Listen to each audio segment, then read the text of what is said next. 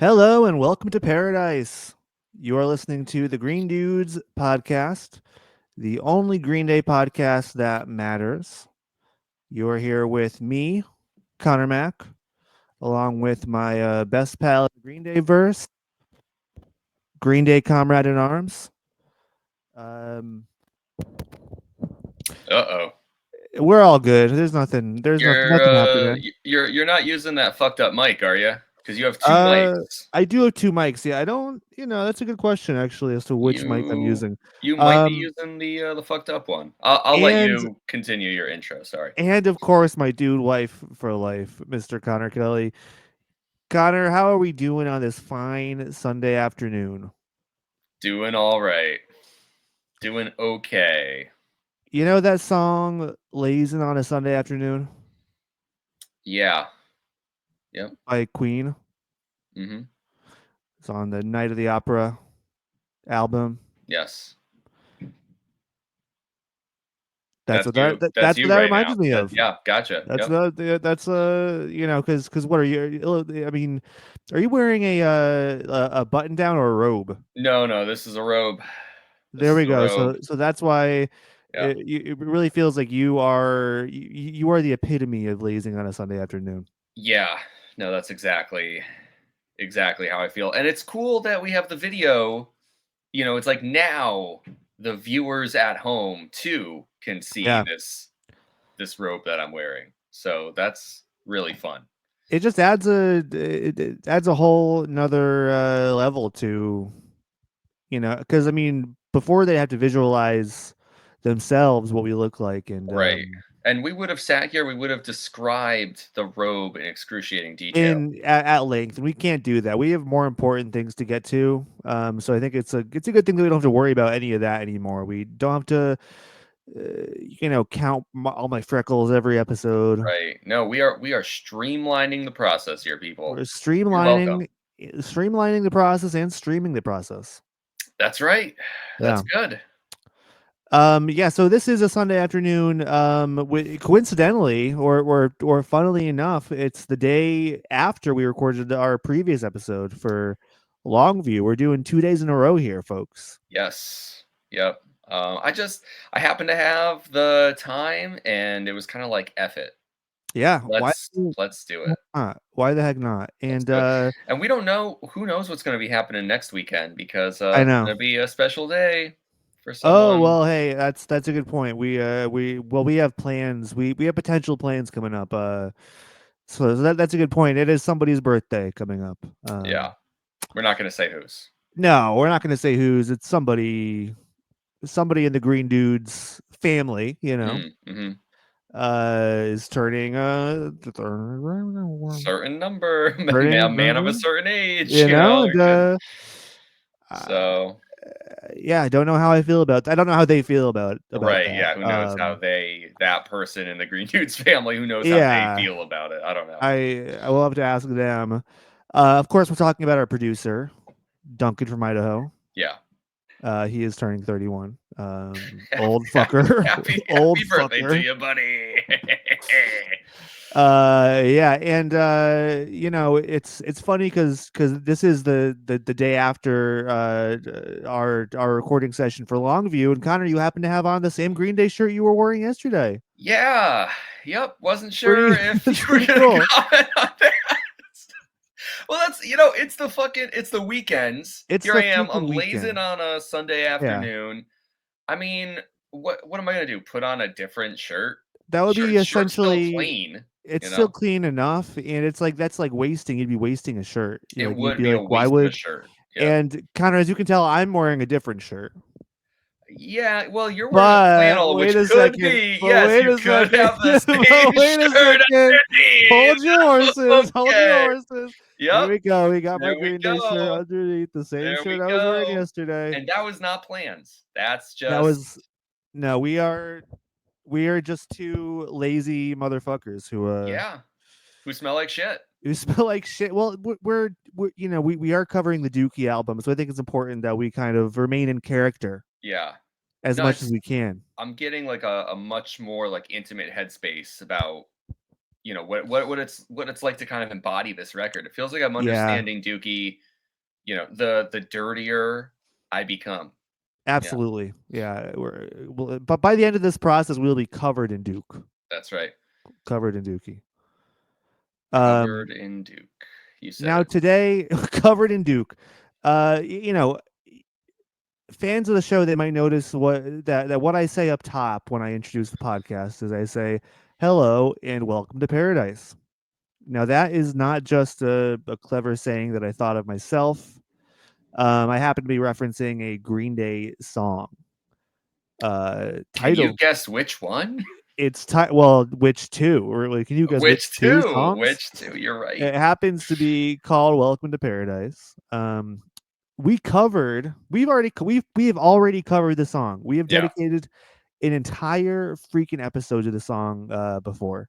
Of course, we're talking about the version that is found on Kerplunk, which is very different to the one we're talking about today. Um, of course, we'll be discussing Dookie's Welcome to Paradise, the kind of like, I some people would say like, oh, that's like Welcome to Paradise on crack. Yeah. It's like what they would say. Like, Yeah. Would they? I don't know. I don't know. I Some mean, some people would. Some I people do would. think some people would. Yeah, that's true. Not me, because that's a very crass thing to say. I don't like to joke about that kind of thing. Yeah, just it kind of feels like the kind of person who would say that this version of Welcome to Paradise is like Welcome to Paradise on crack probably wouldn't even, it's like, would they know about the Kerplunk version? I feel like the kind of person who would say that Yeah, wouldn't even really think to compare the two. They wouldn't even be considering the Kerplunk version. I don't know. that's a great point. It's my 2 cents. Yeah. Because you wouldn't say that. I Some mean, no, people would I say that. wouldn't say that. No self-respecting Green Day fan would say that. I don't think so. I just think there's people who probably don't even know what they're talking about. They might say it. Right. It's kind of like that Oasis song. Some might say. Some might say Yeah, there we go. it's like Welcome to Paradise on crack. God, those lads. Can't believe they said that. I can't wait to go see them next year. Yeah. Yep. It's You and pretty, we're going pretty. to see Oasis. I know. Trust me, buddy. I know. You think you could keep me from going? You think there's a soul on this earth who could keep me from going? Come on. Connor, we're seeing Liam Gallagher, Hmm. and Noel Gallagher. That's right. The only And two then members of the band. I'm assuming some other people on There's a stage with them. couple. There's a couple others. But Yeah. and Connor, it's remarkable that we got tickets for so cheap. Is like, I think it was like 1,200 a piece. Yeah. Yeah. No. I feels like we kind of got the Green Dudes discount in We a way. must have, yeah. We must have really created some favor with Yeah. the Ticketmaster execs. Somebody's uncle somewhere was looking out for us. So I really do appreciate the uncle discount. that's right. Now, Connor, I've mentioned a few times that today is Sunday. Yeah. We do often record on Sundays, so Mhm. that is a recurring theme. We got to make sure we record the episode for the song "Church on Sunday" on a Sunday. Yeah. Yeah. Wouldn't it be weird if we don't? We That would couldn't, be that'll be something we talk about. yeah, we So couldn't do that any other day. yeah. But the other relevant piece is that Sunday is also shitpost Sunday Mm, yeah. on You like to r say that. slash r slash Green Day, which is Green Day subreddit on reddit.com. Mm-hmm. Now, Connor, I thought for just a bit before we jump into Welcome to Paradise, I want to take you through a little walk through the state of the subreddit now, and You, you'd like to take me through a wasteland right now. I'd like to take you, yes, through a wasteland. I mean, I'm not calling my home, but uh, I want to get your opinion on these shit posts, and Yeah. I want to see if you deem them funny or not. Right. So here we go. I'm going to share my screen with you, the tab, so it should be on screen with us here on the video. Uh huh. Can you see it? Yeah, yeah, I can. Let me All see right, if I. cool. So so here we are in the Green Day subreddit. The first post we have here is u/mazes ends. It's, Yeah, this one's funny. I'm just telling this you, one's good. just straight off the fucking rip. This one's funny. Yeah, This one's good. It's a meme, for our audio listeners. It's a meme from the movie The Joker, and we have Robert De Niro's character on top saying, "You're telling me fuck time is a banger," and then the Joker saying, "Yes, and I'm tired of pretending it's not." yeah. Now That's you did you. That's now you. it, You're Joker pilled that right yes, now. that is me. That I'm Joker pilled in this moment. You would disagree though, wouldn't you? You would be Robert De Niro's character in this. Now, this is a tough one because I there's nuance to this. There's nuance to this, and longtime listeners will know, and Connor, you know, Yeah, like this is going to be a doozy of a discussion someday I in the know, far I know. future. But what I'll say about it now is I do think Fuck Time is a banger. I can't deny. Wow. I Okay. Okay. actually can't deny that All right. it's a All right. banger. It is a banger, but it doesn't mean that I'm totally on board with it. Like Sure. there's songs that are bangers that I also am kind of like yeah. I have thoughts on that. It's I'm not with Fuck Time 100%, but okay. it is a banger. It's a banger, but like you have critical support for it. I guess Yeah. Yeah, no, you're I do. I think it's an embarrassing song like to have yeah. written and to perform and like I think it's an embarrassing song is the thing. Like but like musically for sure total banger. All right. Fair enough. Okay. I'm excited to get to that discussion as well.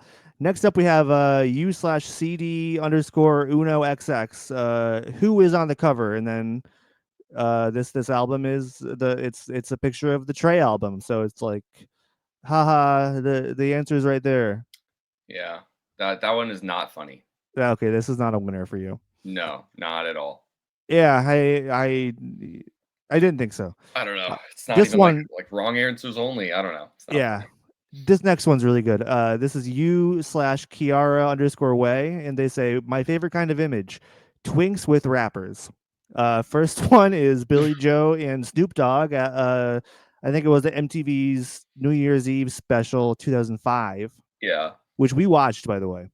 Oh, of course we did. I We remember. did. And the next image is Gerard Way Oh, and Jay yes. Z. Yes. Yeah. It's a good one. Yeah. It's funny because I do not generally think of Billy Joe as a twink. I don't really even think he has twink energy. But Mm, in that picture, there is just a bit of a twink vibe. I guess I kind of have to give a bit of a yeah, nod to it. I think he was going through his twink phase in like Right. early American Idiot. I think you could call him a twink probably. That's true. But then of course he experienced twink death. He did experience twink death, yeah. But I mean, I don't know. He's kind of like, what is there a name for like an elder twink? Like somebody like he didn't like die tragically. He kind of No. like, He's reborn for sure. yeah, he was reborn into something else. Yeah. Something we don't even have a name yet I for. know. Well, people in the because twink is like a gay thing, right? So it's like maybe people in the gay community can tell us what an older twink is called. Yeah. We're listening. Yes, please. We're here to listen. Okay, next up we have what would you trade Billy for? And this is the meme, the trade offer meme, where they're the the guy in that picture, Right. I know it. Yep. I he has his receive, you hands receive. together. Yeah, Yeah. yeah, yeah. So this is actually more of like a meme template. You could write whatever you want in here, and it's like Right. I, so. I I think it has potential. I Yeah, just don't. It's like, what do I receive? Is the question. Billy's face is great there though. Like it really is perfect for the meme. Yes. Do you have any ideas for something we can write in? I receive blank, you receive blank. Yeah. Like, I receive meaning us me. Yeah. I receive foam. You receive one of Green Day's most underrated albums in their discography. Oh, okay, that's pretty good. What do you think about that? It's not That's funny, pretty good. but that's It's what I popped mean, into my head. I think it would be I think it would be a challenger for best shitpost Sunday Yeah. post. Yeah. All right, we only got a couple more here that I wanted to talk. This next one is Brave Culture 8345. It's a text message screenshot. The lady in front of me at Save on bought 54 eggs. Jesus Christ. Mm, And of course, they're thinking of the famous Trey Cool quote from Bullet in the Bible. that's right.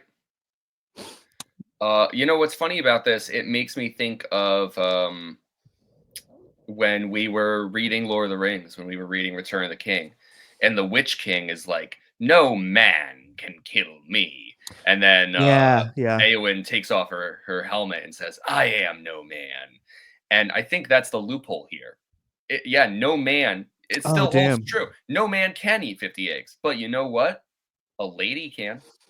I think that's probably the truth. That's probably what happened. Okay, so let's see. This isn't funny. This is good though. When I thought I Oh, lost my leather thong, it's like the meme where it's like the screaming flower and then the bashful blushing flower. yeah. Do Screaming you flower know what the is flower is from?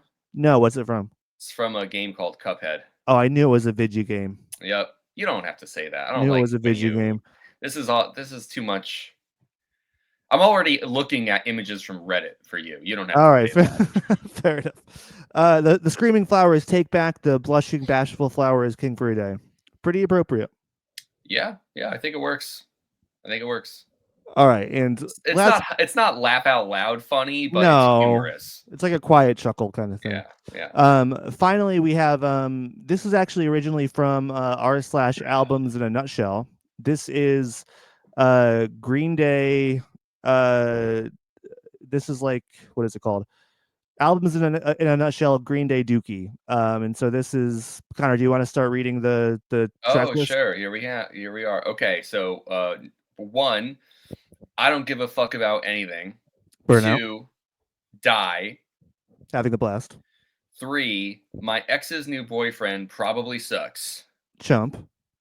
Um, everything's boring and I like masturbating. We know what song that is. Yes, we do.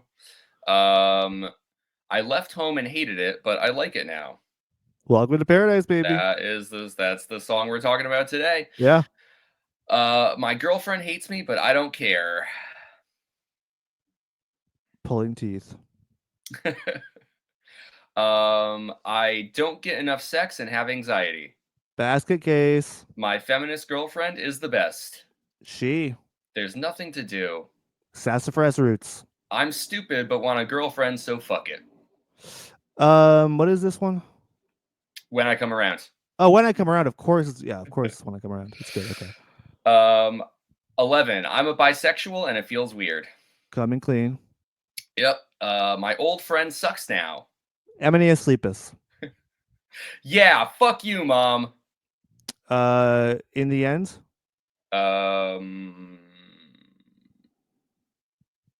Yeah, I don't know if that's really if that's applicable. I mean, yeah, fuck you, mom. There might be some. We'll get there. We'll get to the song eventually, like soon, actually, within weeks. But there might be some sort of lore going around that he wrote that about his mom's boyfriend, but I'm not sure. Wait, what are we talking about? In the end? In the end, yeah. Oh, okay. Gotcha. And that was also true of Why Do You Want Him, right? Mm-hmm. Yeah. Yeah, Interesting. exactly. Yeah, and then 14 says die, but not because of me, just die somehow. Like is 13 and 14 wait a minute. Oh, wait, yeah, and then 14 is FOD. Okay, FOD, yeah. Gotcha. All right. And then of course Which is pretty accurate. Trey cool. Yep. For all by myself. Yeah. Yeah. So that was a pretty cool alternate track list for Dookie. Yeah.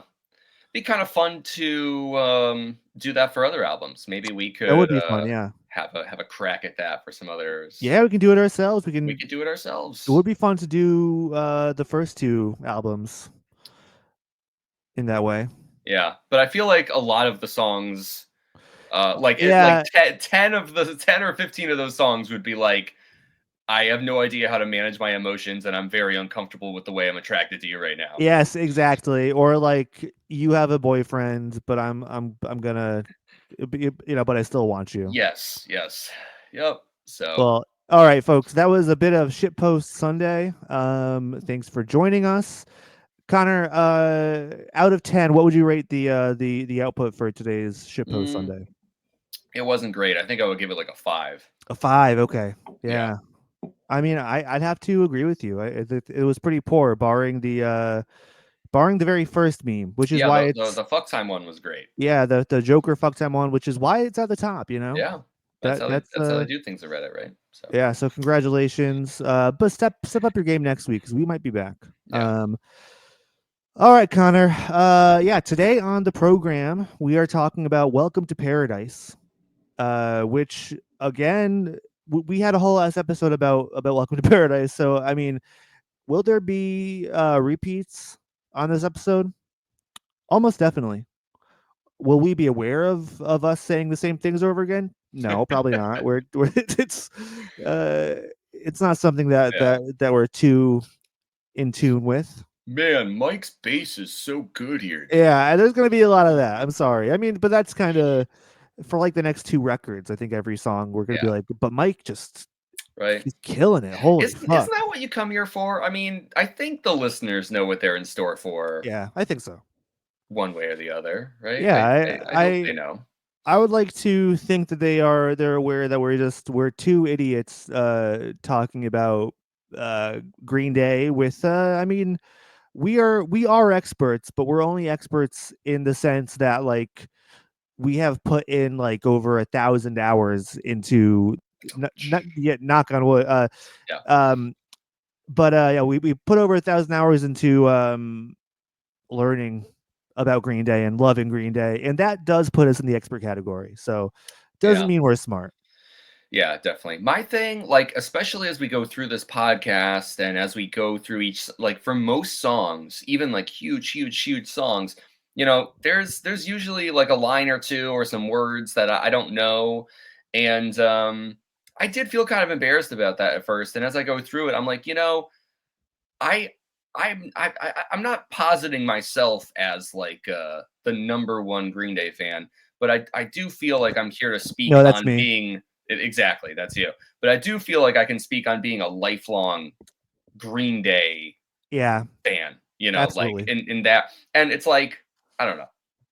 If you know 80% of it, it's like that's most of it anyways. Oh But yeah, absolutely. my point is just that, like, I think that, like, it's like you can get split hairs a bit, it's like being an expert, it's like, do I know every bit of Green Day lore? Do I? No. But you know what I can tell you about? I can tell you about what it's like to love Green Day for your whole fucking life and have thought about it for just as long. So, Absolutely, I couldn't agree more. Well said. And I mean, just to start us off, there is one big difference that these two iterations. Well, actually, I'd say there are two major differences that these two iterations of this song have. One, obviously, being this was recorded in a professional studio with professional mixers, engineers, and one of the best producers in rock and roll history working on it. So that gives it a huge leg up. But yeah. also, Connor, this version of this song does have a music video, Yes. and Yes, it does. it's not really a conventional video like the Longview video we saw. Essentially, it's a live performance video, just showing Green Day doing what they do best on stage in a club, raising hell, playing the hell out of the song. Yep. And I mean, some people don't even. I mean, it is the official video. It is the official Welcome to Paradise video. I think some people kind of, when they think of the Green Day music video catalog, I think this one's often left out Hmm. because of that. So we just watched this earlier before recording. Um, I know I have memories of watching this on Fuse as Mhm. well. Connor, what were some of your thoughts looking, revisiting this music video now for the first time probably in a while? Oh yeah. That was one of my thoughts was like, damn, when was the last time I watched this music video? I mean, I there's no way to know how many years it's been, but it has been a while, as they say. It has been a while. Um and it's cool to come back to it. I really like the straightforward nature of it, and it's at this time, like, not that it isn't true now, but it meant something very different at this time. Like, I think Green Day's live show was really like propelling them. That's kind of what they're coming off the back of like, oh, this all these kind of like back to back legs of touring and everything. So they've really honed their live skills at this point, um and and I think they know it. Like, they know that that's part of like their arsenal, Yeah. and so it's like, well, why the fuck not? Like, let's just make the music video us killing it, playing this sick ass song. And Yeah, absolutely. of course that's what they do. That is what they do. They make sure to keep all their moves in there, Yeah. all of Mike's jumps, and Yes. All over the place. all over the place. Even at All times that it kind of feels like, do you need to be jumping at that Yeah, moment? Like, I know. I mean, the video did a funny thing where it was like, it like the stage jumps, like Mike and Billy did stage jumps in the bridge, like before the climax, where like you'd feel like Mike would do a big jump when it reaches climax, but yeah. they like cut to like Tim jumping twice right before it Right, goes back my to the my chorus. guess is it's probably just an edit, right? Like, they It just have is, the yeah, footage and they throw it in there, like, but yeah. it does feel like a strange small decision in there, yeah. Yeah, it's a bit of it's a baffling one. Yeah, no, it's like this is a fun video, and I mean honestly, this is like this video more than other music videos. Green Day's '90s video output that like makes me think like, fuck, I really really wish I was there in the '90s Mhm. witnessing this at least once. Like Yeah. it's what a massive like. I mean, was I born in the wrong generation? I don't think so. I really wouldn't. I'm not somebody who would say that, but would I have been like to have been born maybe 10 years earlier? Sometimes I think, yeah, that might have been nice. I don't know. Maybe. It's funny to, have you be the one saying that as we're kinda discussing, the encroaching feeling of getting older. Yeah, You think, I mean, you would be in your 40s right now if you were born, I so I don't know. know. I'd I be don't turning know. 41 this week. And if you were born 10 years earlier, would American Idiot have mattered to you the same way? That's I a great wonder. point. Yeah, that's a great point. You'd be a very different person. I mean, yeah. So I guess if I had to choose, like, which one of the big Green Day albums like impacted my life more, or was like timed up with my coming of age, I think I think I'd always choose American Idiot. Um, so that's a great thought. I think you're right about that. But I mean, missing Green Day live in the '90s is like something that I'm like, ah, fuck, No, you're But right. I'm spoiled with seeing them as much as I have in different venues and in amazing It's true.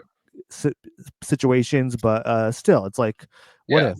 of course. Yeah, if you ever get the chance to, like, write and direct a Doctor Who episode for some reason, because I do, that could be in your future. Who knows, man?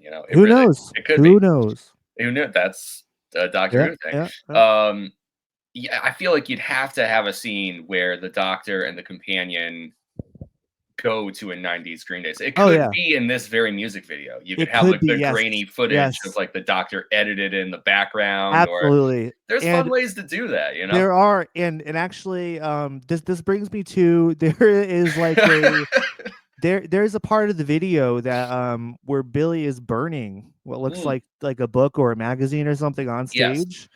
And I mean, I've always been like, well, why is he doing that? What led him to do that? so this Doctor Who episode could answer that question. What circumstances led Billy Joe to burn that on stage? That would be cool. You know what? We Yeah, might just have to write this up for ourselves I and think so. Yeah, see if we can get it made sometime. I don't know. we writing a Doctor Who Green Day fan fiction in our 30s. Yes. Well, it would What not be life's all the about. it would not be the first Green Day fan fiction that No, no, no, no, we've written. So no. And I'm still hoping we find that so we can share that with the podcast. we will. We Um, we definitely will. That's yeah, gonna happen. we have to. No, I mean, and then the other things I wanted to say about the music video itself was I love Billy's yellow shirt. Mm. I That's a shirt that I think honestly I think I had this Jamaica shirt that I got in Jamaica that I was remember that shirt. yellow and it kind of had the collar this kind of in a similar way. And I think I bought that because I was like, well, that kind of reminds me of Billy Joe's shirt in the Welcome to Paradise video. Yeah, I believe that Yeah, 100%. I'd be more surprised if that wasn't the reason why yeah, you got that shirt. I think that's definitely the case. Yeah. I dug that, and then also just both Mike and Billy's pants are awesome, and Mhm. I want them. But they don't make pants like that anymore. No. Yeah, I mean, maybe you could get into thrifting or Yeah, there's ways to get those pants, but you're not just gonna find it off the rack. So no, no, that's that is a thing. We're definitely gonna have to be talking about like the style, oh Green yeah, Day's style. In these music videos, they really do nail it. I mean, it didn't really come up as much in the Longview music video, although we did say Billy was, I think, like a crusty heartthrob.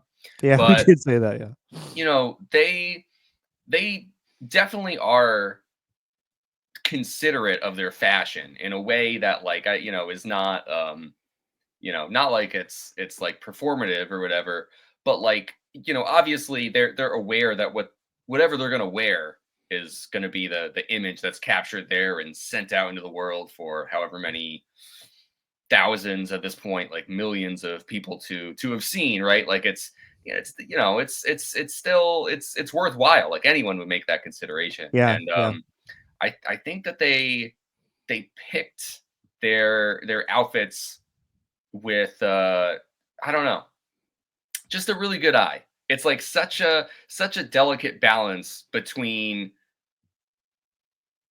presenting yourself in a certain way and also being like, yeah, I don't give a fuck, which is always the yeah, balance I mean, I remember that's like the balance you're trying to strike when you're in high school because totally. everyone is Yeah, like constantly fucking vibrating with like, oh my god, I'm gonna, like absolutely.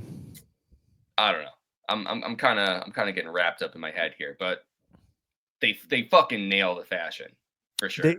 They do. I mean, and I mean, it's like I don't know. I obviously there were a lot of like alt rock pioneers or alt rock troubadours in the '90s. Like Green Day wasn't the only bands holding that flag, but like I mean, I do think like their slacker style played a big part in kind of popularizing that like fashion, that like trend. Like it wasn't all grunge. Like this kind of is like the grunge evolution, because Yeah. grunge does pretty much die with Nirvana. And then Hmm. although Green Day they can wear flannel sometimes, that's not their primary wear. So I think they kind of lead the charge with this alternative fashion revolution, whether they intended to or not. Hmm. And it is funny the way that things kind of carry over. It's like even though their style has changed, quite a bit since this era, and now it's like album cycles are often kind of dominated by what feels like a sort of like a uniform or a look, Yeah, yeah. but still it's like 9 times out of 10 Mike's going to be wearing a tank top. Yes, it, I it know, just it I know. just you know so it's just funny because it feels like you could see the through line. You're like, yeah, like that's Absolutely. still the same guy. Yeah, definitely. Something's stick for sure. Yeah, I mean, and this video is cool. I know some people. I mean, I've seen comments like for years people just don't understand like the concept of like a live performance music video, where it's like the performance or the video is of a live performance. The performance itself is not live, or the like Right, it's the audio is the the audio studio version. is the Yes. studio version. Yeah, and like Yeah. I've seen so many people that are like they can't wrap their heads around that. They're like, how does Green Day actually sound like this live? Are they lip syncing or Yeah. it's I'm just like it's a pretty standard form of music video. I don't know, Yeah, it's funny. I but wonder if we'll encounter such comments, we just might. We just might. later. But yeah, I mean, I think it's like I feel like there's always a single on a record that's like, well, we're gonna push this as a single, but kind of like half-heartedly. Like we've already kind of done all we can with the record. Like obviously, Long View, Basket Case, When I Come Around are huge mega hits. And so I kind of feel like they're like, okay, well, we'll throw this one out there too and just see what it does. But we're already kind of like we've already made our money back. We're just gonna see what this does and move on to the next thing. This will be like our parting gift. I feel like there's always Yeah. kind of those like I don't know. It's not like low hanging fruit, but it's like not full blown effort. Um, Yeah. No, I get what you mean. Definitely. yeah, and like other examples of this, like I mean, um, kind of like I think they like vaguely pushed or yeah, I think they vaguely like were gonna push what's her name as a single in American Idiot, but then that kind of never happened. But I think there's always like a last minute, like I mean, I think it's these fucking record execs want to squeeze every dime out of the record that they can, you know. Of course. It's the fat cats. The fat cats at the top. It's the CEOs. You need to be on the lookout. Hey, they need to be on the lookout nowadays. That's for sure. Mhm. Because St. Jimmy's coming down, Yep. and you know what he's gonna do. Not gonna All say right. any more than that. Anyways, let's talk about the song itself, Connor. Yeah. This, you know, I I hear that opening guitar riff, and I think I said this on the first Welcome to Paradise episode. But you hear that opening guitar riff, and it's just instantly iconic. It's but here on Dookie, it's so sharp and impactful, and it really feels like it gets in your skin, gets into your brain. It makes me emotional just hearing that opening guitar riff. Yeah. This is a song, Connor, that there are very few Green Day songs that I would say this about, but if they from now until forever, they only open their shows with one song, this is the song that I would pick. I think it would Mm. have to be this. Just because I have memories of them opening with this and just like chills going down my spine. There's other songs I think they should never open up with, like Know Your Enemy, Yeah. you know, but this song, it's like I think you could do this forever and it would be fine by me. Yeah, yeah, Um, it'd be a good choice. It'd be funny if they did establish like a consistent just like how they always close with Good Riddance or something like that. yeah, It'd be yeah, funny if they did have like a standard opener and closer, I but they know. they shuffle things around. They do, which is, I mean, I love that too. That makes me happy. But this is a worthy candidate Oh for yeah, yeah. opener. No, I get Um, your point, right? If there had to be one, exactly. Yeah. and it would be good. And I don't know, there kind of is. It feels like there's sort of like a meta aspect, just like how we open the podcast Exactly. with, Yes. welcome to paradise, welcome to the podcast, kind of That's deal. exactly it. Because Paradise, I mean, what is Paradise if not a Green Day show? Hmm. You know. Hmm. Connor, let's go back to your youth. Um, tell Take me me. back there. Let's go back to the day when the days when you were a wee lad, before you had bills to pay, Yep. mouths to feed, Hmm. your two cats, um, Thank you. and you know, a job to go to every day. Back Hmm. when we were just boys discovering this before we were dudes, back when we were Yes, boys, that's right. not yet dudes. Um, Historically, Connor, how do you feel about Welcome to Paradise, specifically the Dookie version? Yeah. Uh, and I think we kind of went in a little bit last time about how we felt the difference between the two, but you can kind of go into that disparity as well if you want to. No, I get it. Um, it's funny. It's like I get kind of laughing, or it's like, oh, specifically the Dookie version. But in this instance, especially thinking back to my childhood, I do think that's an important distinction because my thoughts on this version from back then, not that I was sitting there the way that I might now, and like, oh yeah, I'm gonna weigh the merits and I'm gonna consider the production, and it's not that. It's like, I was 12 and I could tell you which version rocked the fuck out more than the other one. I could tell you which version made me feel like I could punch a hole through a horse. You know, it was the Dookie version. So, yeah, like I think talking about that opening guitar riff is like exactly the place to start, not just because it's the beginning of the song, but like that's what creates that feeling. It's like it's the buildup in this song, I think, that makes the explosion, have that kind of feeling that gets you emotional or that gets you pumped. It's like, Yeah, yeah, it's like a song that you'd play getting ready for war, for real.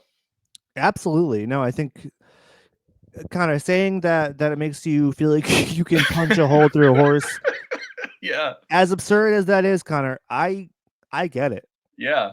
I feel the same way. It's you could do anything. Yeah, I mean it's just like fucking supercharged compared to the Hmm. Kerplunk version. Again, that brings me to the time when you got super hits and I Yes. got Kerplunk, and we went back and listened to those two albums individually.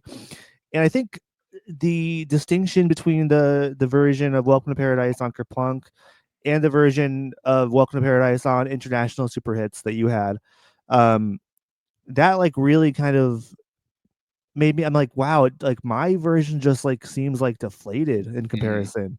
Like that kind of sums up the difference between between pre major label Green Day and post major label Green Day in a huge way. Like it's just it boils down to these two versions of the same song where you can kind of crystallize the differences a little bit. Definitely. And obviously we've spent a lot of time talking about those first two records, and you know uh there's a lot to I mean, specifically we love that kind of scrappier, Oh yeah, more lo-fi, underproduced kind of sound. absolutely. It's not a bug, it's a feature. But when you put the two versions of Welcome to Paradise side by side, even though like on its own merits the Kerplunk version um does still have so much going for it, it's like, I guess all I mean is it's weird because if I were just talking about like broadly the sound of Kerplunk and the sound of Dookie, I don't think I would say that I necessarily prefer one over the other. I love Kerplunk for the way that it sounds. I love Dookie for the way that it sounds. But putting the two versions of Welcome to Paradise side by side, it feels like a no-brainer. It feels like someone's Yeah, trying to ask me, to choose between like making $1 million a day, or going to work every day. You know what I mean? Like, and so it's funny because again, like on the face of it, if you were to ask me like, oh, which sound do you prefer, and I would even tell you, Connor, that this is true. The listeners know this is true. We've talked about this. Both of us like Kerplunk more than Dookie. yeah, We that is true. the That record we is Kerplunk is the better album. it is But Welcome to Paradise off of Dookie is the better version. Like, there's no I don't know how else to easily say it. easily. I mean, yeah, I mean because life is not that black and white, guys. No. there's a we can't boil it down. Not every song on Dookie is better than every song on Kerplunk, or vice versa. It's just Kerplunk as a whole is I think it's a better piece of art as a whole than Dookie is. But Dookie has its place, and obviously, and we talked about this too. Like if if things were, if the roles were reversed, and like the last indie record that Green Day released was Dookie, and then their first major label debut was Kerplunk, I don't know if they would have had the same success as they did. Life is just funny that way. It doesn't make total sense, but here we are. And I think we're lucky as hell to have both versions of the bands to enjoy and to obsess over for 20 years, 20 plus years. Absolutely. So yeah, I mean, and now kind of going into the man you are today, Connor. We've been living with this song so much, and I know there's not much left to say that we haven't said. But how does this song resonate with you today? And has that importance changed at all? Has it stayed the same? What are your feelings about this the Dookie version of this song as you are right now? Yeah, I like that you're leading with there's not much more to say, and yet we're definitely going to be talking for at least the next Well, hour. well, That's just what we do, baby. Um, yeah, now I don't know. I really, it's a song that it feels like my appreciation of it has grown. Like, um, I don't know. Last episode talking about Longview, I said that like the singles off of Dookie and the singles off of a lot of Green Day records, um, because I've been listening to Green Day for so long, and because those are the songs you're going to be most exposed to, just like out in the wilds, just um, that sometimes it feels like there's kind of baggage to it for having listened to them for as long as we have. Like they feel like the singles, yeah, if you catch my drift. And what's funny is you were saying how Welcome to Paradise is in that group, but it's not always considered that way. It wasn't pushed as hard. And so, like, thinking about it now, I'm like, yeah, I don't even think of Welcome to Paradise as a single off of Dookie, because the other singles are just like head and shoulders beyond. uh-huh. Um, which is funny because, of course, on Kerplunk, Welcome to Paradise is, you know, definitely a humongous track. Like it's Yeah, a for sure. big important track. It's like, wow, here we are, Welcome to Paradise.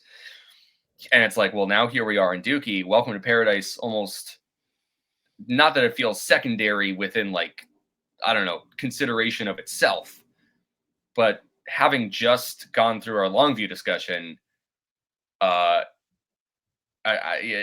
there kind of is this sense of um de-escalation a little bit, Yeah, and they're just not quite the same anymore. So it's funny. I think there's kind of a duality to it in that way. yeah. I mean, it is funny because again, like Kerplunk is full of bangers. I'll say that once again, but on Dookie, it does feel like, okay, well, this is a shark in a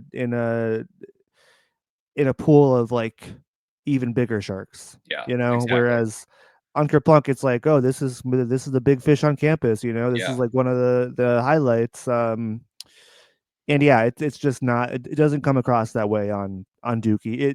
But the thing is it really feels like it fits in, like Oh, it absolutely. it almost fits in better on Dookie than on Kerplunk. um I think so too. Yeah, which is funny. It's kind of, it's, I would never say that like I would rather have Kerplunk without Welcome to Paradise, but it does kind of feel like, oh, they were kind of waiting for Dookie to perfect this song. And I mean the same way they played Chump and Longview on tour for so long, and eventually they kind of merged the two and evolved them. I think the same can be said for Welcome to Paradise. They probably played it live on tour so many times after Kerplunk was out that they're like, oh, we can do this better now, Yeah, and they were right. Um, yeah, so I think we have to kind of jump into the guitar here, Connor. This honestly, this is one of the biggest upgrades between versions. for sure. The guitar on this version is immaculate. I mean, you're not gonna get better than Green Day's Dookie tone on this song. It's I don't know. It is as close to a perfect guitar tone as I can think of as I've ever heard. Yeah. Yeah, no, it's full. It's very full, and I feel like it has like just the perfect level of distortion. Sometimes you Yeah. crank it all the way up, your Spider Line 6 amp, you crank it all the way up to Yeah. insane mode, Oh, it's on. Oh yeah. Oh yeah. and not that Green Day's guilty of that. I think that they've had a great balance throughout their discography, but I'm just saying like Wait, you don't think they recorded this with the Line 6? I don't think the Line 6 was out yet. I think if they could Oh, have, okay, they yeah. would have. Yeah, that's If true. they could have, they would That's have. that's Rob Cavallo's one regret is that Yeah. the Spider Line 6 wasn't Yeah. released yet for He Dookie. he couldn't he couldn't go insane mode for He couldn't Dookie, go yeah. insane mode yet. Um, but, all I mean is, like, I feel like the guitar tone here, it's like, I don't know, there's a crispness to it and a fullness to it. There's, like, this great Yeah. balance between, like, the distortion of it, but, like, I don't know. There's it's not just like that wall of static. It's like No, it's no. just so well balanced, like, Absolutely. And I mean, just like that intro, because the song starts off with the guitar intro. Um, just it's like that unfiltered power chord guitar in your face. Like it like even without the drums, before the drums and bass come in, it's like it is a rush of adrenaline. yes. And And then it only goes up from there, and right. then it only goes up from there. Yeah. So yeah, I mean, I also feel like Billy's guitar playing on this track, it just like feels more confident than than it did on Kerplunk. And I think that the major label resources have a lot to uh you know say for that, but also I think Billy's just become a more confident player and is kind of more refined than he was on Kerplunk. Yeah. So yeah, I mean, it's it's very much like an extreme makeover kind of situation here Yeah, on the yes. guitar. No, it is. And it's like, yeah, all the pieces are still there from what they were doing on Kerplunk. It is effectively playing the same thing, but it does feel at the same time, yeah, like a big upgrade. Because you still have all the same like kind of start and stop momentum to it. And Yeah, yeah, the one thing I always think about with the guitar playing here is I just love I know that this is present on the Kerplunk version too, but I feel like on the Dookie version here, um, the buildup in the instrumental bridge is, I don't know, just even a little bit more um, delicate in a way that like I find to be really compelling. Like you can really pick out like that wobbling string note that he's doing and like these yeah. little I don't know. harmonic kind of pinches and like it's just so clear that every time I hear it I'm like yes, I know. That's the other thing. That's the other big difference is that bridge. I do think like what's played is changed slightly between the two versions as well. But just like the fucking guitar tones, it is immaculate. It like really makes you feel something. It again, it's like another shiver moment. It's like another Mhm. shiver down your spine moment. And fuck yeah, it it's so good. It's such a great compliment to Mike's playing during the bridge. And honestly, like when Green Day expanded their live bands in 2000 and Jason came along, people were mad. You know, I'm excited to get to that point in their career when we can talk about that and have people's feelings on that and everything. But Hmm. obviously, I mean, I'm a big Jason fan. I Oh love the yeah, guy. I yeah, love the guy. But I think bringing him aboard is worth it just so you can they can fully play that part of the bridge live because that's what they do pretty much. I think, and you can kind of tell there was like a little bit of a twinkle in Jason's eye during this part live. You can tell he loves playing this part. yeah, yeah. So that's cool. We will let's get into the drums here. Let's do that. We Let's get into the drums. so you know we mentioned it's a rush of adrenaline once the guitar comes in right off the bat, and then I mean we were like in awe of Trey's playing on Kerplunk. Hmm. That was a big step up for the band, Yeah, and that wasn't it. That was not the ceiling. The not ceiling even had not been close. reached. Not even close. No, and so we have the classic bump, which is I don't know. There like words can't describe. I'm like realizing now, Connor, that like I'm turning into like a puddle Yeah, right. What do you of say? goo over this Yeah, song. yeah. What do you even say? Um, fuck. Trey just he destroys the drums here, and they sound so fucking good. They sound so fucking good. Hmm. Hmm. Yeah, they do. Yeah, that man, that drum fill or whatever you call it, yeah, it is excellent. And I love the way I'm sure we're retracing steps here as we're saying, but I just love the way that is like utilized in the chorus where dun, dun, dun, dun, dun, boom, welcome Yeah. to Yes. like um it's just like distilled energy. It feels like, as we're talking about it, it feels like it makes so much sense that the music video for this is a live performance. And it's like, yeah, like of course there's going to be that aspect of convenience to it, like um, where I'm sure that this was way easier to do, but it does feel fitting. Like the more we talk about it, I think that there is kind of like a live sort of energy to this song, and Yeah. it's like, Yeah. man, yeah, hearing that guitar tone, hearing those drums, we'll get to the bass, but yeah, everything comes together to give this song such like a powerful sense of momentum. And not to be corny about it, but sometimes it does kind of feel like you're in that pit. And It does. the drums, huge aspect of doing that. I just really love that little just after that drum fill we're talking dun, dun, dun, dun, dun, dun, boom.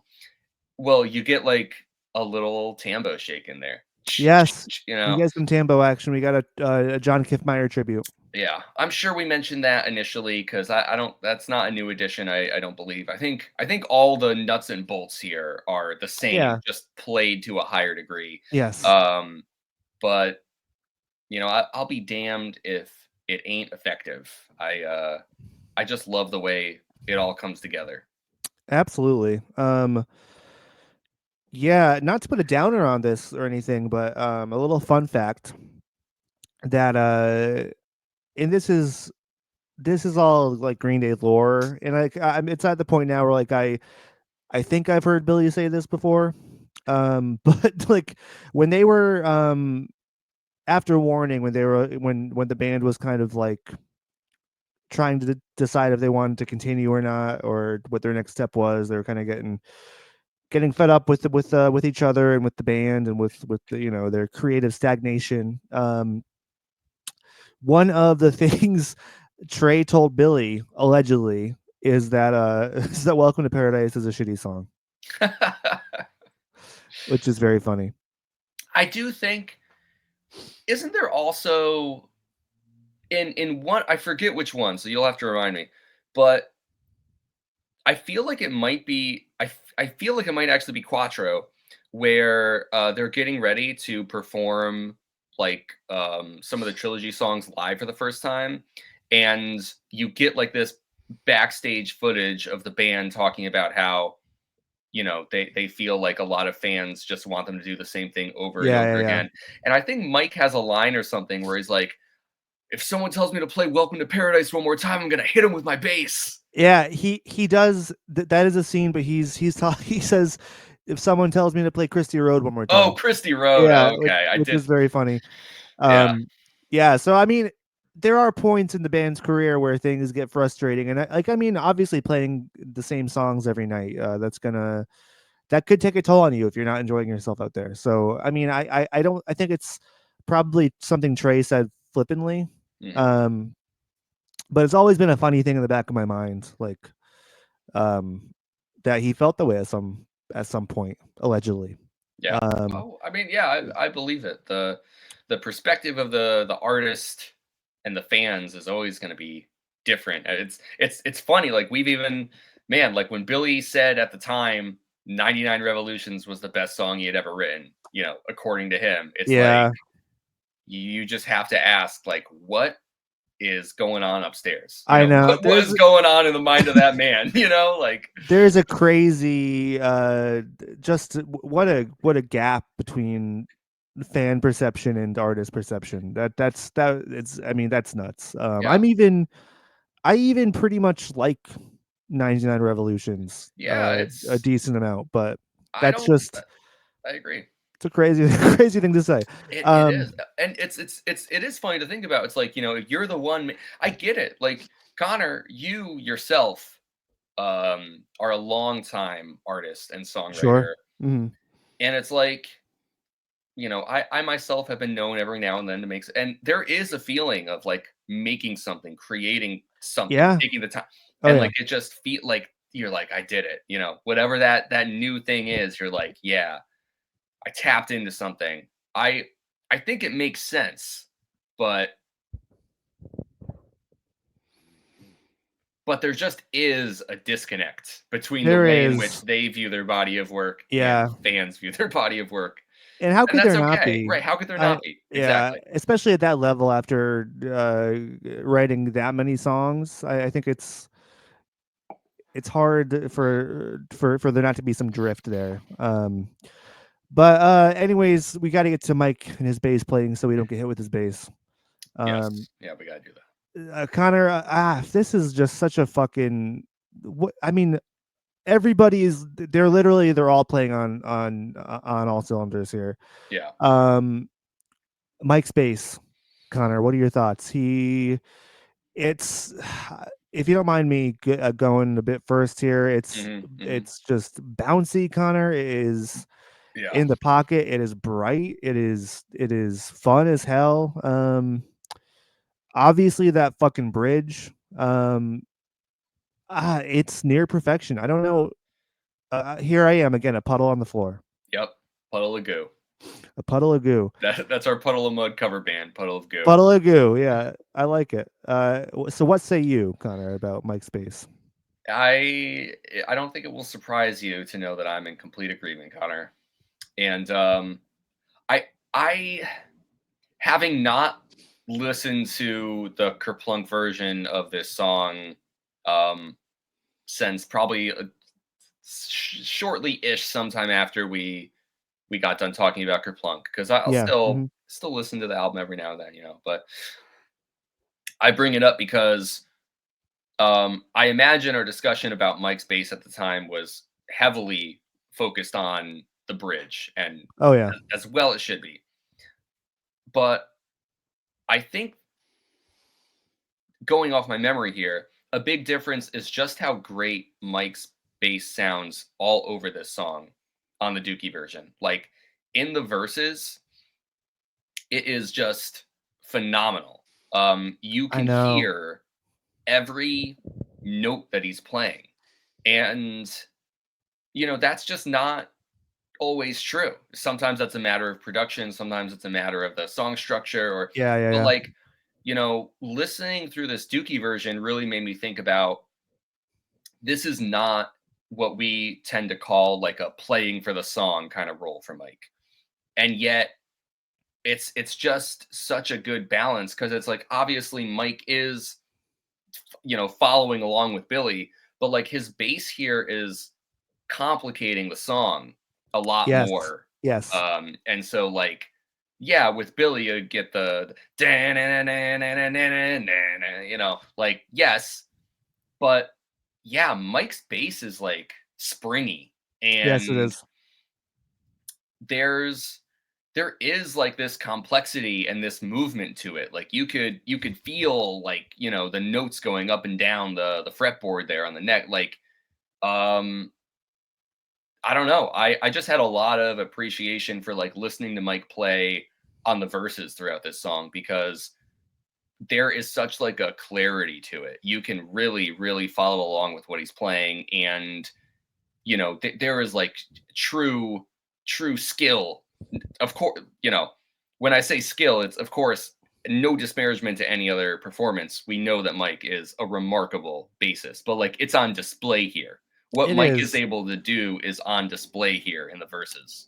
Yeah, absolutely. He doesn't have to play to the song. He is the song. He guides the song. Yeah, and I mean, I don't think these two songs are similar, but it reminds me of how he plays on 1981 off of Saviors, where it's like he's kind of playing his own little song within the song and kind of Yes, that is what carrying it it's like. home. Yeah, and that's really fucking impressive. Hmm. That really shows a real talent.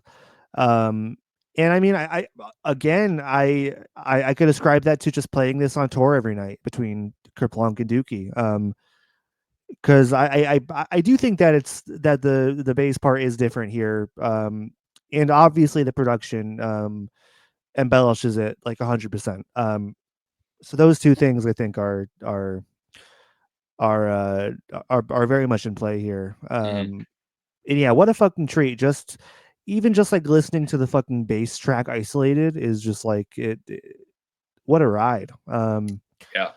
And yeah, that the fucking bridge is it's awesome in the Kerplunk version, and it's even better here.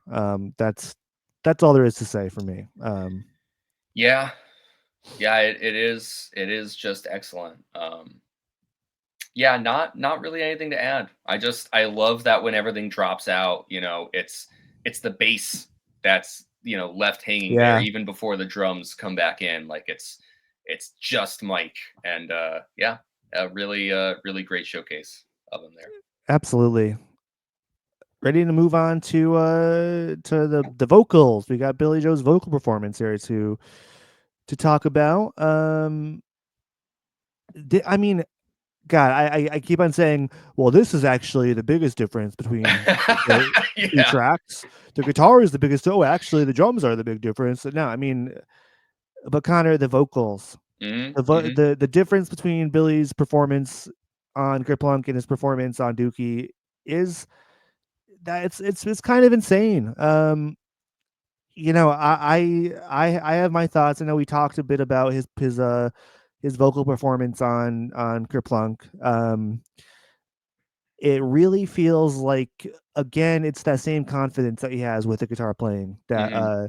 is on full display here with the vocals. Not that he was ever kind of a timid singer. I don't think he was on Kerplunk, but there's a controlled like forcefulness um command of his ability on display here that just is not that's not being showcased on the original version.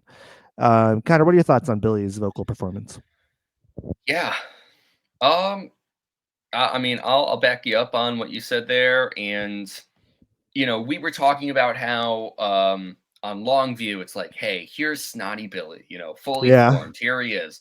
Well, you know, of course, that's not really what he taps into here, but I do think that like Dookie being the album where um, you know, Billy kind of leans into those aspects of his singing and his performance, you know, that creates ripple effects even in songs where he's not employing those techniques the same way. yeah, And so I don't know, like like the second verse, I again, like I'm gonna like reference some specific things, and it's not that I just listened to the Kerplunk version. This is just like in my head, so I'm not saying it's 100% accurate, but it feels like this is kind of like my takeaway or my perception of things. And like on the second verse here, when Billy's singing on the Dookie version, a gunshot rings out at the station, like Uh, it feels like there's just a bit more exaggeration to it. yeah, yeah. It's not like in my mind, the way I hear it, it's not the word station the way it's spelled. It's like Stayshun. You know Yeah. what I'm saying? Like, Yeah, yeah, yeah. and it feels like he sings it that way. Like somehow the way that he exaggerates that, it feels like as a listener, like that's that's the impression I get. And that's just not there the same way on Kerplunk as it is here in my mind. No, you're right. Yeah, yeah. So yeah, again, like it's not like he's doing the snotty Billy performance. This is still just like a lot of aspects that we've talked about on the Dookie version of this song here. It's mostly played straight in the sense that all the pieces were there. There's not any lines that are changed, and most of the delivery is pretty simple. But like it just does feel like there's this sense of elevation to it. And yeah, we keep coming back to, you could chalk it up to so many things. It could be the production, it could be the experience. You know, the obvious answer is it's like, yes, it's all those things. It's a combination of everything that we keep kind of circling around, because why wouldn't it be?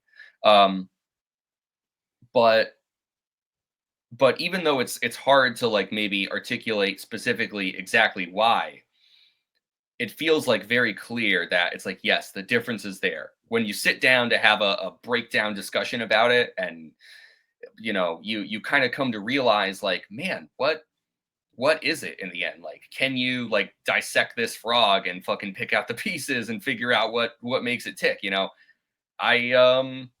I don't know if I'm the Green Day expert for that job exactly, but I can definitely tell you, even in the way that Billy's singing here, it is imbued with something else that was not there on Kerplunk. Yeah.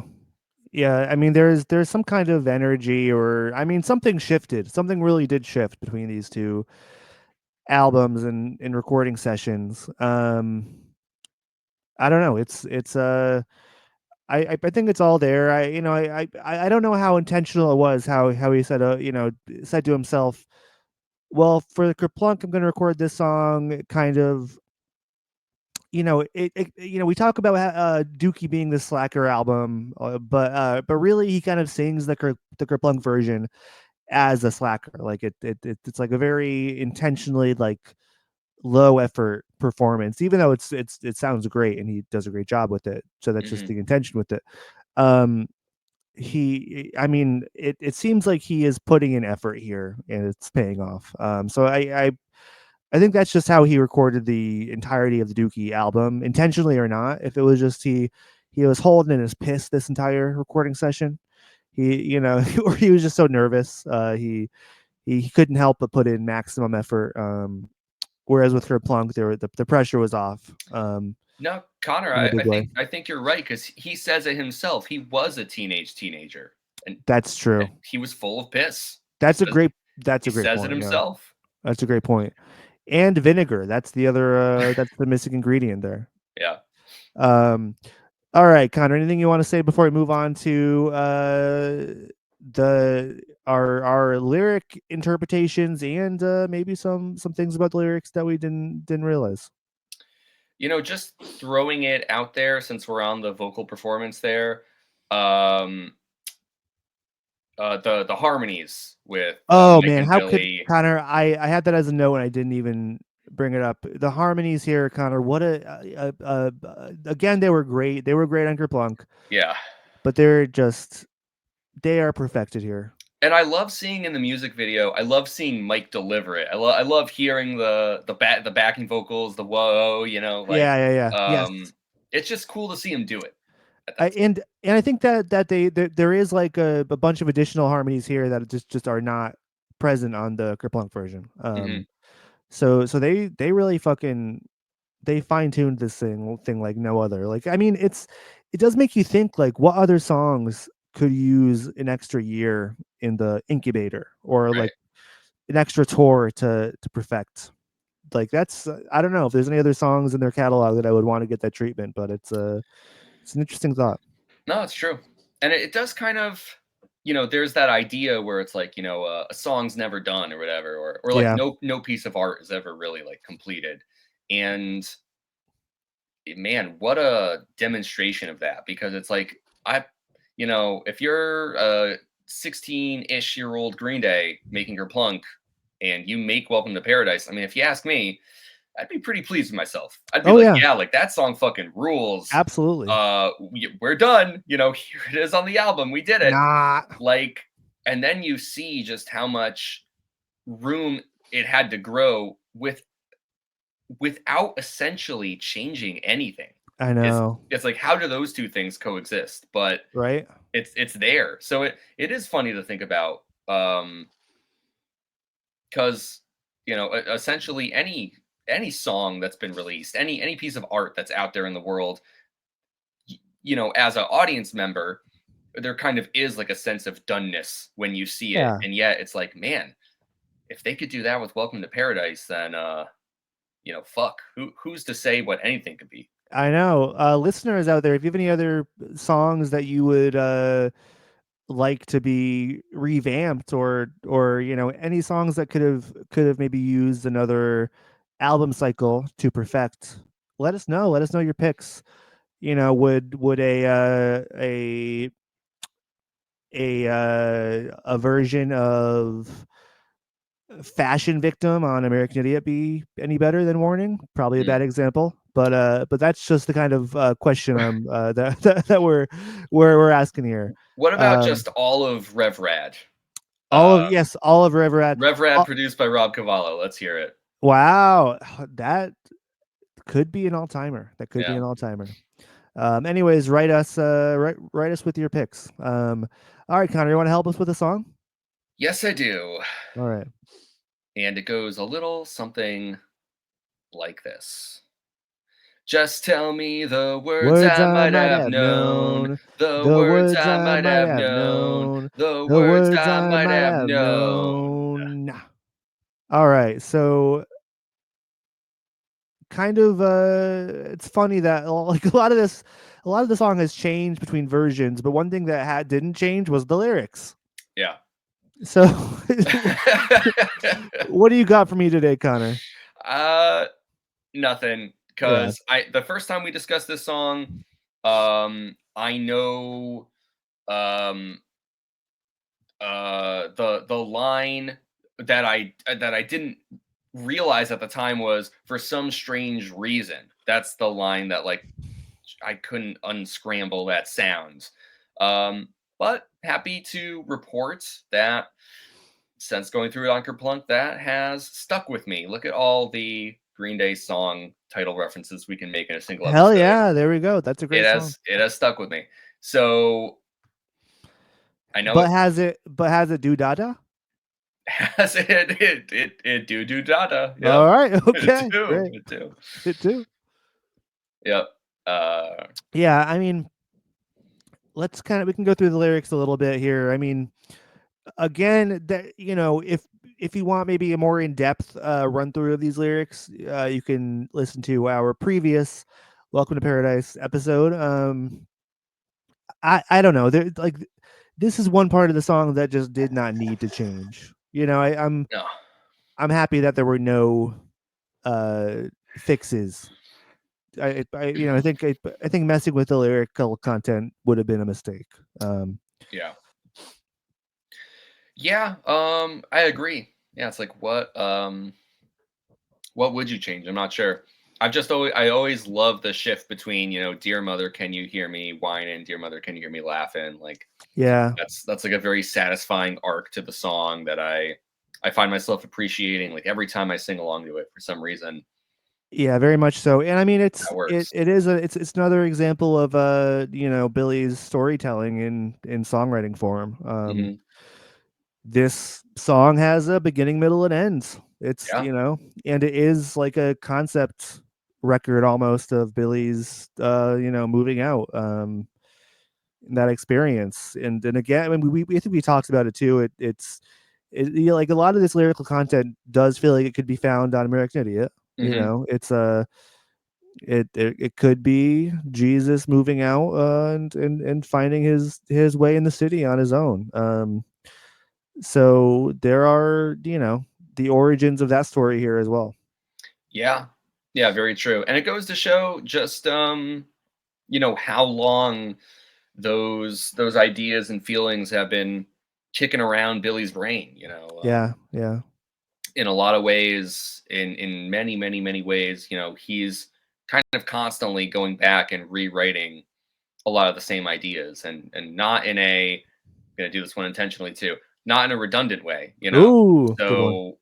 So it feels like every time you go back to like something within you like that, he's able to expand on it a little more or come at it from a different angle. It is really fascinating, I think, to consider a song like Welcome to Paradise and Jesus of Suburbia in like conversation with each other.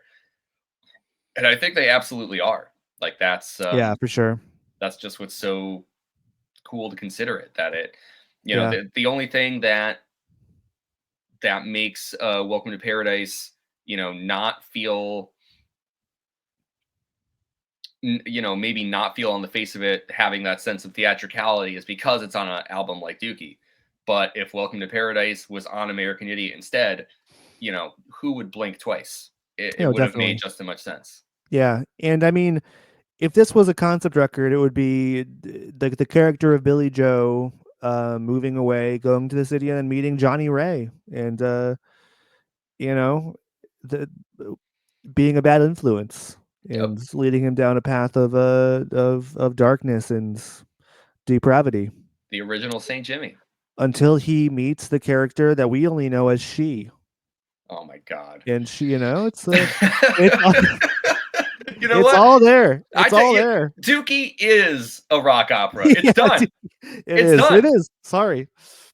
It just is. I fucking love that when there's like, I saw this post on Reddit today too, where people wrote out all the Savior songs, and they're like, well, if this was a concept record, this would be the concept, and they like go song by song and write the story, Mhm. and I mean, usually those posts are like really super cringy. So that it would be fun to find some old ones and to read the rock opera versions of some of Green Day's older albums, because Yeah. they're really very funny. Mhm. Um, and am I guilty of doing that in my head sometimes too? Yeah, of course. I think that's to be expected, but I would never share it with the online freaks. Um, Or will but we? or will we? Maybe we will just actually, that would be a fun episode, wouldn't it? Mm. That would be actually a very fun episode. Maybe during our Dookie retrospective, we Yes, yeah. could throw out there what could be the What's punk the rock concept? opera, Yeah, yeah, concept absolutely. album of Dookie. That's a fun idea. All right, Connor, you're gonna help me with this song. Yes. All right, and it goes a little something like this. A warning, live without Have warning. we heard this song? Have we heard this song? All right, Connor, have we ever heard the Dookie version of Welcome to Paradise live? I think that's the only version we've ever heard of this song live. Yeah, I think we had the discussion last time, right? That We did, yeah. Like we were the we were like, wait, have we ever yeah, heard the I replug know. version? Yeah. The only version they really play is the Dookie version, because that is the definitive version. Mhm. Clearly. So yes, we have heard this song live. This is kind of a funny one because it's like one of those Dookie songs that's like very popular, and it's like it is a single, but this is one that they play at most shows, but not every show. There are some Mhm. shows that we've seen that do not include this song, Yeah. but most of the shows we've been to, they played this song. So it's in kind of that weird position. Yeah. I'm also because like during this segment, we're like, oh yeah, we've heard all of Dookie now because of the Savior Tour. Um, But I was thinking they probably. I mean, we probably did hear this at our first Green Day show. That's also my assumption, I think we did. Let right? me verify. So okay, so your bet would be that we did hear this on live in My bet is that we did. 2005. Okay. My guess is that we did hear this during our first Green Day show, and I don't know. As someone with a self-proclaimed poor memory, I I'm can't gonna say I can't even say I remember it. I'm just saying like I feel like odds are we did. All right, so let's see. So this was Hartford Civic Center, September 9th, 2005. Connor, at that show, we did not hear Welcome to Paradise. We did not hear Welcome to We Paradise. did Well, not. No. The only two Dookie songs we heard were Longview and Basket Case, gotcha. which is oh no, and she. Nice. It is fun. I mean, it is funny that I feel like they do play She more than Paradise, and I don't I that's kind of that's confusing to me a bit. Hmm. I love She, but I just feel like Welcome to Paradise might be more popular, but I don't know. Yeah. Maybe they like the kind of uh you know Green Day has a lot of songs I think that could fit into like the same energy mold as Welcome to Paradise. And yet she is like a little bit lower stakes. It kind of starts off Yeah, with a bit more of a I don't know, not I don't somber is not even really the word I'm looking for, but you know what I'm saying. Like it might fit into the flow of no, the show yeah, yeah. better than Welcome to Paradise. Like they want to have a song with like a more mellow kind of Well, yeah, start. because you just have the drums and the bass there, and then Yeah. you can kind of do some crowd work and stuff in the beginning. So I think that's probably a good reason. But Connor, we did end up hearing "Welcome to Paradise" at our second ever Green Day show in 2009 at that very same arena. Mm-hmm. So Man, that was the first time we heard the song. I see. Well, hey, mystery solved. Thank you for doing your detective work as Oh, always. anytime. All right, Connor, I think it's about time to check in with the seedy underbelly of the internet, Mm-hmm. of the comment sections, the dreaded comment sections. Oh boy. All right, let's hear it for the anti-social media. We are. All right, so I mean, I hope there's no repeats from the Kerplunk version. I don't think there are because I What are you mean, gonna do? What are you gonna do? yeah, I mean, what am I gonna do? The only embarrassing thing would be if we award the same person with comment of the day. That would be That would very be. funny. But would we even know? We The wouldn't. listeners will Maybe tell. The listeners will tell us. the listeners would tell us, and you wouldn't fault us for it, would you, guys? No, No, you wouldn't. no. All right, so let's see. First up, we have this is from Reddit. Razor Blood 6 says, "It's my fifth favorite Green Day song." Hmm. Very Uh, specific. it is Pacific. Zudapod Mornica responds and says, "What's your top five?" So yeah, number five is Welcome to Paradise. Do you want to guess their top four? Okay, I'm gonna go in ascending order. So Okay. 4 to 3 to 2 to 1. All right. All right. So if "Welcome to Paradise" is their favorite song, or Fifth fifth favorite. favorite Yeah. song, then I'm gonna say number 4 is "Holiday." Number 3 is "Basket Case." Number 2 is "Minority," and number 1 is uh my cat just distracted me. Can you hear them? I heard her. Yeah. How's it Actually, I'm going? gonna I'm gonna give it, but check it out on the video. Hey, You could see one of my cats. welcome Here she to is.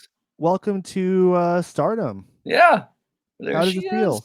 There she is. She's so good. Can you see the cat laying on my bed behind me? You can kind of Uh barely make out Gandalf there. He's curled up. That's so He's funny. curled up in a little ball, just sleeping.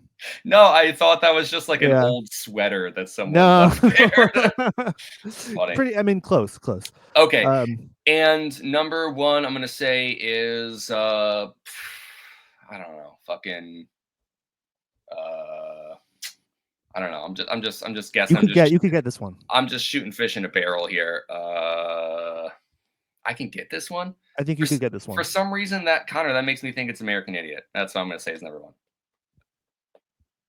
All wrong. Yep, that doesn't surprise me. Number 4, Outlaws. Wow. Yeah, yeah. What? Uh-huh. Okay, I went very mainstream. You did. With You this went too top mainstream. 5. You did. Number 3, Macy's Day Parade. Wow. Number 2, The Static Age. Wow. Yeah. Number 1, Jesus of Suburbia. Oh my God. Yeah. That I mean, I did consider that, and then you kind of swerved me. I did. Okay, I'm sorry about that. All right. Well, so that was kind of surprising. I feel like I owe them a bit of an apology in a way, because I was just assuming like, oh, this is going to be a very middle of the road top 5 here. So I was like, what might be the obvious one? Yeah, they are a real head. They took me for a ride. Top 5 Green Day songs is a tough one. That is, somebody on our Instagram just asked me what my favorite Green Day song is. I haven't answered them yet. I know what it is. You do? I think I do. Do you want me to get? I feel like your response is like, I'm not sure that you even have a definitive favorite Green Day song. Like, I wouldn't say I have a favorite Green Day song necessarily, but if you did, I know what I would guess for you. You want to hear it? I do want to hear it. Yeah. Letterbomb. I mean, Connor, well, okay. When I thought about what my favorite song is, that was the one that came to mind right away. So you're bang on the money. Yeah. Am I confident enough do I want to say that out loud? Do I want to say, "Oh, Letterbomb is my favorite Green Day song"? I don't know if I have that confidence. Yeah. I mean, but that is what comes to mind right off the bat. So good work there. Yeah. You know me very well. Next up we have New Coley 250 again from Reddit. The topic reads, "Mistake and Welcome to Paradise." They say, "Am I going insane? I've seen nobody talk about this, and I really want to know if I'm going crazy or not. But I swear, I hear a guitar mistake at 248 in the Dookie version of Welcome to Paradise. There's a mostly center pan guitar that sounds like it stays on the E beat power chord, while the rest of the guitars play the correct chord. Does anyone else hear this?" When I hear a comment like this, I'm like, I am willing to believe that this person actually has a sharp enough sense of hearing and an astute enough, like, close listening skill in which they could theoretically pick out such a quote unquote mistake. But really, my only driving, like, knee-jerk thought is, you're a fucking idiot. Well, This that's is so fucking stupid. What the fuck are you fucking talking about, you moron? That's it. Are you fucking kidding me? Is that what you think about when you listen to this song? Looking for mistakes. I mean, Connor, I hate to break it to this guy or to whoever is listening with that kind of mindset, but there are no mistakes in this song. That's not how this works. I mean, this is not a ramshackle production. This is not a 3 scrappy kids recording in a garage. This is a major label production with a lot of money on the line, and again, one of rock and roll's best producers at the helm. If that sound is there, it's because it sounds good to them and they want to keep it in. They like it. That's what you stupid motherfuckers don't understand. Sometimes in rock and roll, Connor, something bad is actually good. Mm-hmm. I do have a quick addendum to that, though, which is that I do think it is possible to have a mistake in, like, high-end professional art. What I mean is, like, it could be that there is this, like, note or chord there that if they maybe is not just like, the reason I'm thinking about this is like something like Star Wars, like the first Star Wars movie. Oh, here we go. A New Hope. but at the time of the release, just called Star Wars, Yes. 1977. Well, there are some true mistakes in that film, some very famous ones, like with Stormtrooper like banging his head against one of the set doors. He just walks into it, and it's like, did George Lucas want that to happen? No. Did anyone catch that? Maybe, but like even if they did, maybe they weren't able to edit it. You know what I'm saying is like, all I mean is I do think that there's room for, even on a production like Dookie, like, hey, maybe there is a chord in there or something that wasn't intended. Uh, I just feel like ultimately it really doesn't matter at all. Not on this album, motherfucker. All right, okay. No, you're absolutely right, of course. But I mean, my bigger point is that in rock and roll, a lot of the time mistakes are good, and Yes, I mean, I just don't make it a habit to go around listening to or experiencing art and looking for mistakes. So yeah. that's just me. This is very Um, much like a, oh wow, this well beloved song, this song that everyone loves. Does anyone else hear this? Am I I the know. only one with sharp enough, close enough listening skill? Am I the only one? Is it just me? Am I the most special listener ever who's been able to pick out the mistake in this song? I'm the special boy. No one else knows this? You didn't catch that there's an E flat power chord played Yeah, when it's like, dude, you gotta just shut the fuck up. it's obnoxious. Mike will hit you with his bass. And you know what? He'd be right to. He would be right too. These are the kinds of fans. It's Yeah. not to say that you're a bad person, but No, but as a fan, yeah, that's annoying. you're a That's an bad annoying thing fan. to do. Might be a fine person, but you're a bad fan. And we're the judges of that. Let Right, me we can tell you. say that because We this can is say our that. this is our podcast. Yes. Next up from YouTube, we have Will Bain Bridge Drummer from 6 months ago. Will says the bass line of this song is epic for stamina and endurance. And before I saw that he was a drummer, before I read the comment, I thought he meant in sex. Right, which would be the normal thing to think about, Yeah, especially when talking about Green Day. of course. But then I read that he's a drummer, and so he probably means like playing drums is good for stamina and endurance. But I did not pick up on that upon first glance. Yeah, you got your mind in the gutter, buddy. I do. I know. I got to get it out. Your mind's in the gutter.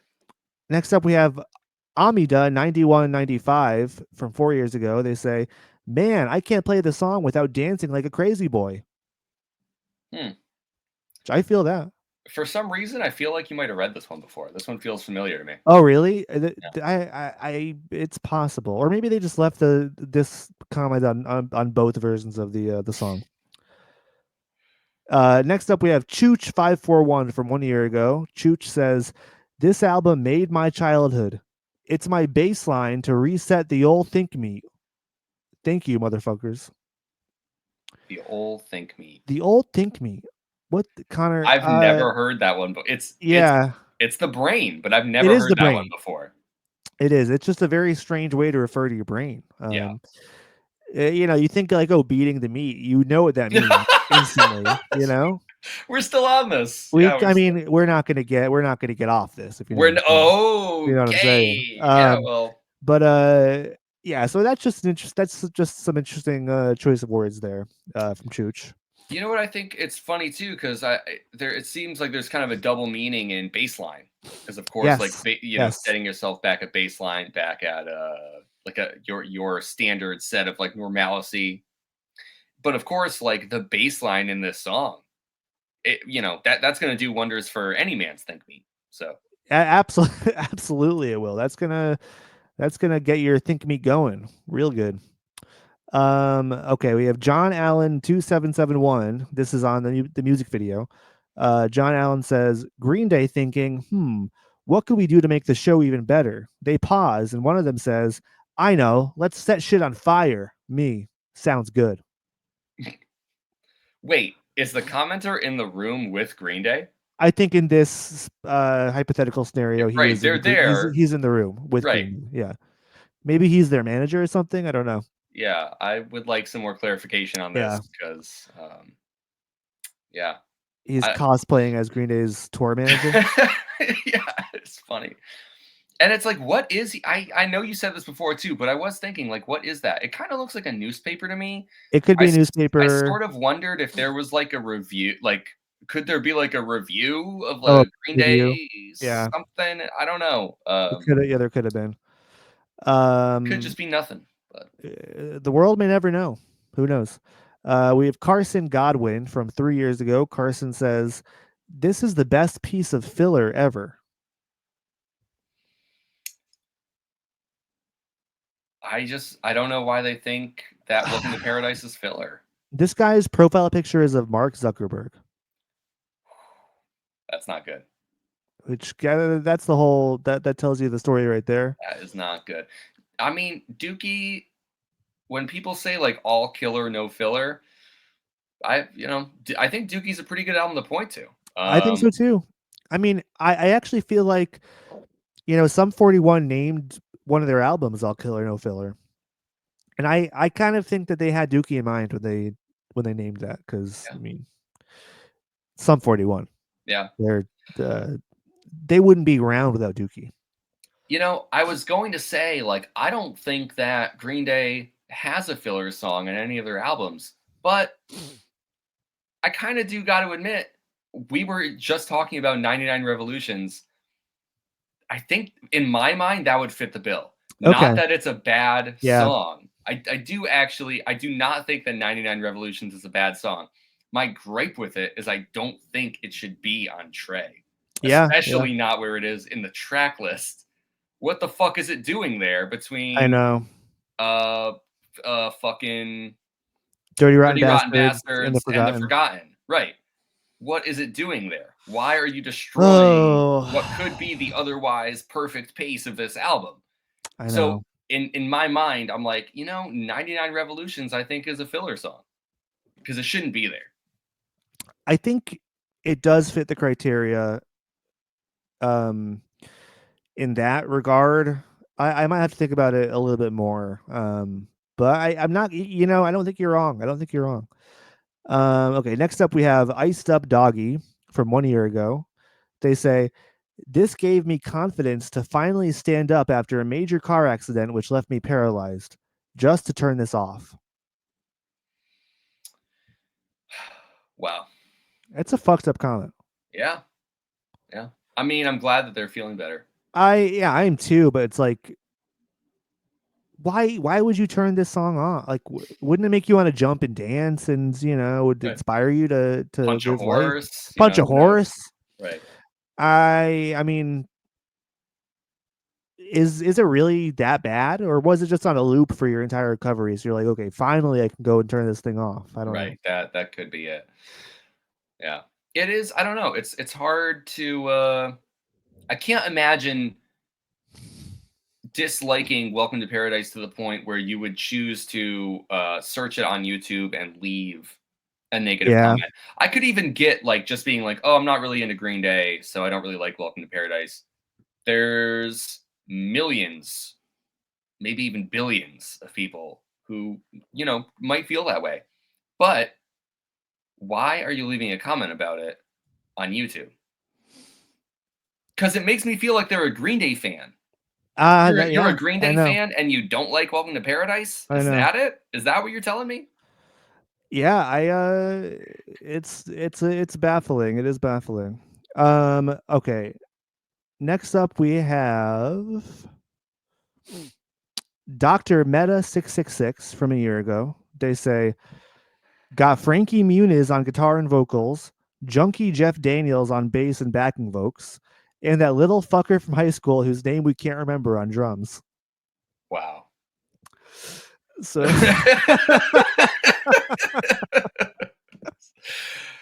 Wow. that's his wish casting. Great. Yeah, I think he's specifically referring to how they look in the music in the video. music video. Yep. Yeah. Yeah. I don't Just know. I I'll admit it. it's It's funny. funny. It It's is funny as funny. hell. It's Yeah, funny as hell. it is funny. And I mean, I would watch that. I would watch that documentary or that biopic with Right. Frankie Muniz playing Billy Joe. That would be pretty sick. He would not be a bad choice. It wouldn't be a bad choice. No, no. That'd be interesting. Yeah. All right, we got a couple left here. We have let's see. Welcome. Okay, so this is ZCM 4214 from 6 years ago. They say, "Welcome to the jungle plus Paradise City equals Welcome to Paradise." Hmm. Bet you never made that connection. I never did. I never did.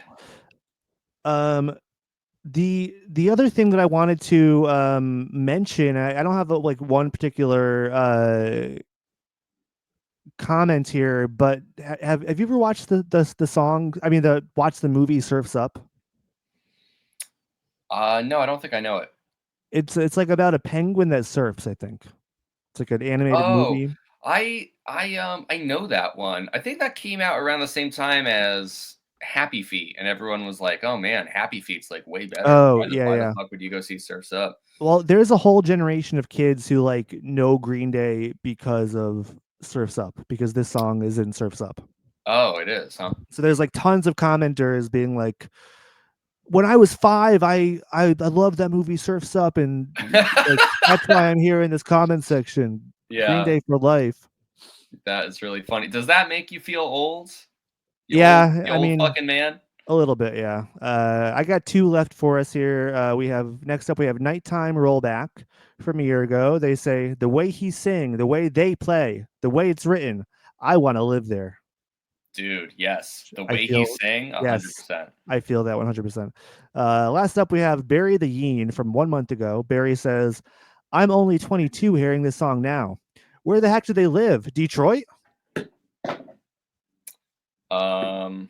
Because of like how bad the area that Billy Joe is singing about is, how shady it is. Right, of course. Where the heck do they live? Detroit? Yeah. So It's good stuff. that's good stuff. Not That's a good. not really. That's a pretty funny joke there. Not really. Kinda some Connor, dumbass shit. who do we think wins the comment of the week? Mm. You know, none of these really jumped out at me. I think the 2 that if I might have to lean towards is the Frankie Muniz comment, and the second to last one you read, where the commenter says, "I want to live there," because that's kind of what you were talking about. Like, there's this feeling of like watching the music video and Yeah, feeling like I think even just like the way it's filmed, like almost like the film grain kind of quality to it, like there's it has that sense of like unlived nostalgia for a lot of yeah, people. very much Like so. you could see footage of things from the past, like maybe even decades before you were even born, and you just feel like, wow, like something about that, something about like the distance, the impenetrability of it is like kind of what makes it alluring to it, that you would want to be there. So Absolutely. I don't know. That's the other comment I'm thinking of. I Okay. So before you said that, I was kind of all in on Frankie Muniz, Dr. Meta 666. But after you brought up Nighttime Rollbacks comment, the way he sing, the way they play, the way it's written, I want to live there. Connor, Yes. I am all in on this comment. I feel it in my bones. Like every time I fucking talked about one of the instruments, was like, I'm a puddle of goo on the floor now, you know? Yeah. I want to live Yes. there. I Dude, want to live there. the way they play. The way they Abs- play. Absolutely. That's just it. So Nighttime Rollback, congratulations. You are the winner of the comment of the week. Please hit us up for your prize. We will reward you handsomely, as we do all of the other contest winners. If you're waiting for the prize to be sent to you, keep waiting. It's in the mail. It is in Yeah. transit. Oh, Um, Connor, yeah, yeah. Here's my impression of the listeners waiting for the fans, or All right, waiting for the prize all right. Let's for hear it. winning the comment of the day. Because I'm so tired, tired of waiting, tired of waiting for the Green Dudes Oh, prize that's to come good. winning the thing from the comment section. Yeah, that's so good. Yeah. I love it. I would maybe simplify it a little bit and be like, "'Cause I'm so tired, tired of waiting for dudes." Yes. Oh, You I know, knew just that's where you were something gonna like go with that. that. Yeah. Nice. That's what we do.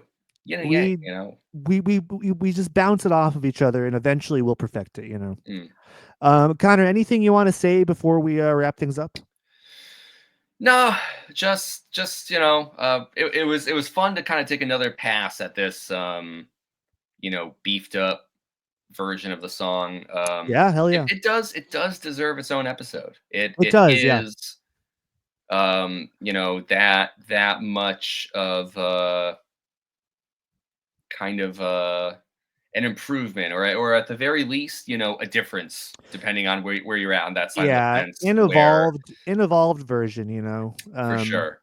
So it was It's interesting to consider, like, the way they've grown. yeah, absolutely. It's kind of like the Kerplunk version was Pichu and this version is Pikachu.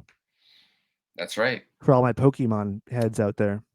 Connor, does that imply that at some point in Green Day's career, there is a theoretical Raichu version of Welcome to Paradise? Connor, I think that does imply uh, that very thing. We got to be on the lookout for it. Yeah. I don't think it's So happened yet. it's like, sorry, we're not talking about Taylor's version. We're talking about the Raichu version. The Raichu version. Yeah, watch out for the Welcome to Paradise on their next record. We just recorded it again because we wanted to. Yeah. That No, might be that the that definitive would be version. something. That That would would be be something. something. Anyways, folks, thanks for listening.